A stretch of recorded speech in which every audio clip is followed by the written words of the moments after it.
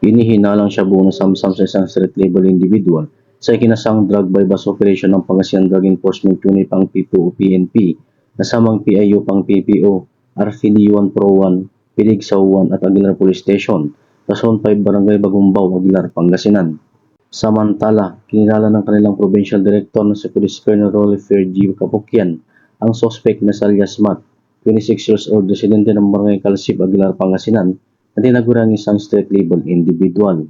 Sa naturang operasyon, nasamsam mula sa suspect ang 5 heat seal transparent plastic sachet na inihinalang shabu na may timbang na 25 grams na may halagang 170,000 pesos, 1 piece glass tube, 1 piece 500 bilang bypass money, 15 pieces 1,000 budol money, 1 green belt bag, 3 pieces assorted lighter, 1 piece scissor, 1 Tecno Puba cellphone, 1 white black Suzuki Smash motor na walang plaka.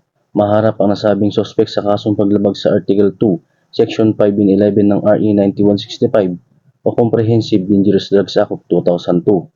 Ang tagumpay ng operasyon ay bunga ng magandang ugnayan ng mamayan pambansang pulisya para mas lalo mapaigting ang kampanya laban sa kriminalidad tungo sa mapayapa at ligtas na bagong Pilipinas.